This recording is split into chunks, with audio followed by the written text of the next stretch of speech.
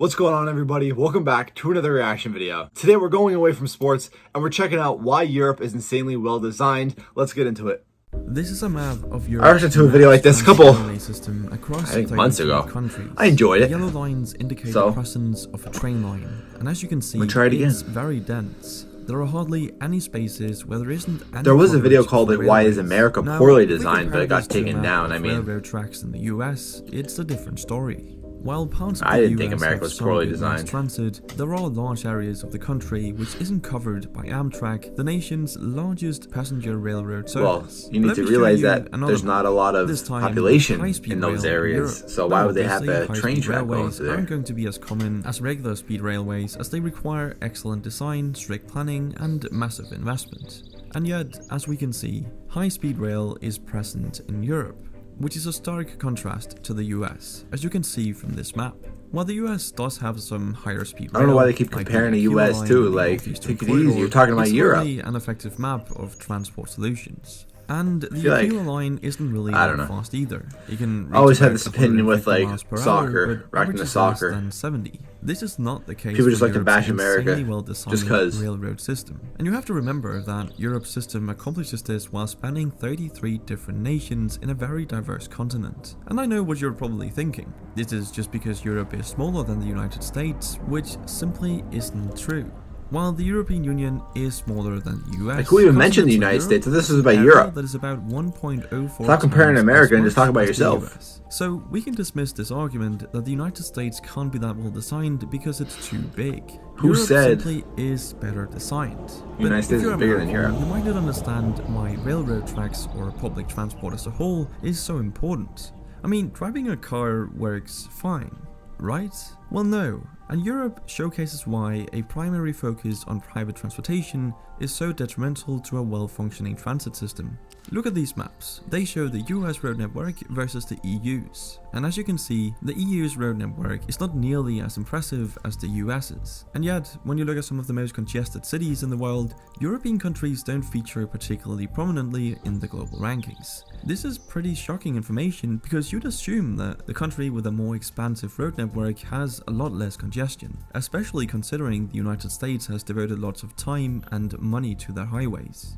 So how come Europe is less congested when they have fewer roads? Well, less people? It all comes down to disincentivizing the use of cars and, most importantly, making an attractive alternative. Europe does this by having both private and public transportation. I mean, I personally never heard anybody complain. The US has as well, it's just a lot worse. But on top of this, not a lot of public transportation, because we have fine public transportation. We take a lot of buses, not trains, just buses. By having high taxes on vehicles and gasoline. In fact, here's a map of worldwide gasoline prices. As you can see, European nations are in the top rankings, while the US lies at the bottom, charging very little. But let me be very clear, it's only a good idea to make it expensive to So is this like an anti-USA video or a pro? Like, I don't understand. But Europe does. I mean, obviously this wouldn't work in the Why US. you keep comparing it to America? Infrastructure. But in Europe, this is a great strategy because you make the roads less congested for those who actually need them and give everyone else an affordable and efficient alternative, being Europe's amazing public transport like the trains on the railways. This is arguably the better strategy because even though the vast majority of Americans have access to vehicles at around 91% and gas is comparatively cheap, it still leaves 9% I never knew that. who don't have access to vehicles. What are these people? Yeah, we have public buses, you have bikes, you have walking. I mean, sometimes public transport isn't even an option or simply too expensive for many. So you've now actively excluded it's like $1.50 to ride a bus. I used to ride it as a kid with my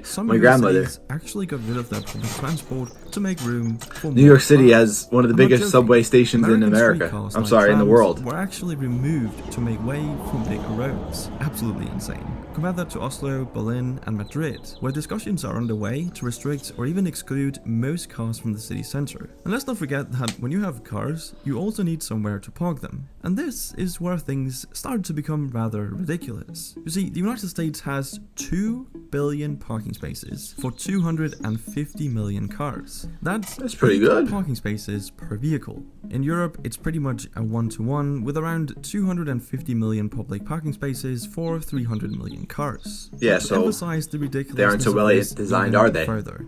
the area that the US dedicates for car parking is actually larger than the area dedicated for housing people. It's honestly unbelievable that people are being squeezed out of American cities due to regulators wanting to make more room for parking spaces. This Never heard simply of that. wouldn't fly in the EU, as it has a Never whole heard of that. policy People are getting dedicated to squeezed out of improving cities urban because planning. See, the rent is EU going spent up because of 115 billion the economy. euros between 2014 and 2020 Nobody wants to pay improve city $3,000 a design, month making it on smarter, rent in the city greener, and when you can more pay for connected. less, half Simply that, meaning they allocated in a funds rural to make area. their cities more efficient, more connected, and better for the environment. And better for the environment they really are, as the average resident in a typical Western US city, such as Los Angeles or Phoenix, contributes approximately 6 times more carbon to the atmosphere per capita than an average That I agree European with. city resident. This is purely the result of not having effective transport solutions, which saves resources and allows people to move about efficiently. And exactly that, moving about efficiently is something most of Europe's citizens are able to do as a result of the European Union. See, most of Europe's nations are in the European Union, which gives the EU citizens a number of perks, which includes a free travel area.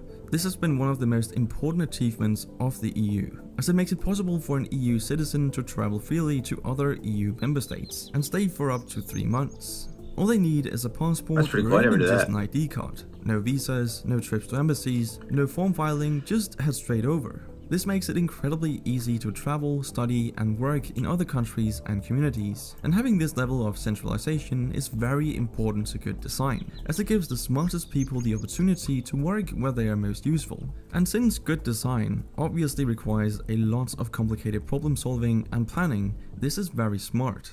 Another smart thing is the incredible biking infrastructure we see in Europe, perfectly illustrated by this map of bike path density in Europe. All the purple lines are bike paths, and there's clearly Tons a lot of bikes in them, America, I can especially promise you towards that. the left side of the map, but that's just because this is the home of the Dutch, the Netherlands. Now, the funny thing is, I won't be able to compare this to a map of bike path density in the United States, because such a map hasn't been made. At least I wasn't able to find any, and I can only wonder why. But anyway, what Europe and also the European There's Union literally has bike achieved lanes is in America. pretty You go to any city, there's gonna be a remarkable, as bike it's lane hard to think of another for set of specifically such bikes diverse only. countries where you would be able to travel They have so a little freely section, in an efficient okay, and inexpensive manner. bike, I mean, you can spray literally paint get it, from Paris the bike to lane. Amsterdam, for example, in just 3 Never had hours any- for around never saw any $30. problems for Imagine bikers. being able to travel all over Asia without any border crossings, checks, or visas, and being able to stay for months at a time.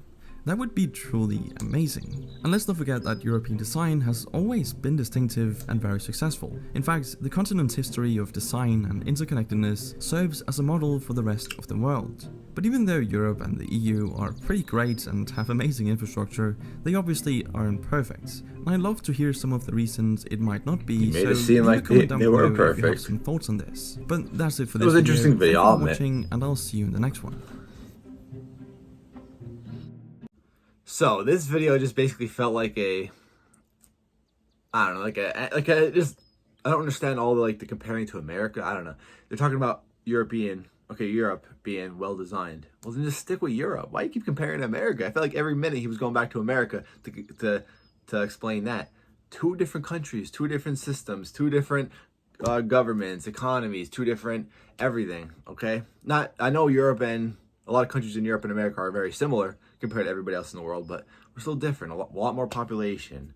Just, it is what it is. I don't know why they keep comparing them to America. I would love to see the video of how America is poorly designed. I never thought of it that way, that it was poorly designed. But I got taken down or something. I remember tried reacting to it and it said it's not available. I don't know. I'll have to look back into it. But yeah, it was an interesting video. I feel like it was biased heavily. Okay, biased heavily towards America. I'm sorry, towards Europe. He left a lot of things out towards America, but that is what it is. I'm not salty. I like reacting to these videos, like watching these types of videos that are pro-European and anti-American, because they usually don't make sense. They just don't, especially with soccer. It comes a lot with soccer. A lot of people just bashing America for the fans of how they are, sports. It's 2 different countries. You know what I mean? You compare any countries around the world, they're going to be different. They always like to compare to America for some reason. They're just obsessed with America. I feel like these video creators. I don't know. Hope you guys enjoyed though. If you guys did, make sure to leave a like. And hey, any opinions, please comment down below. I love to discuss, love to talk. I'm out. Peace.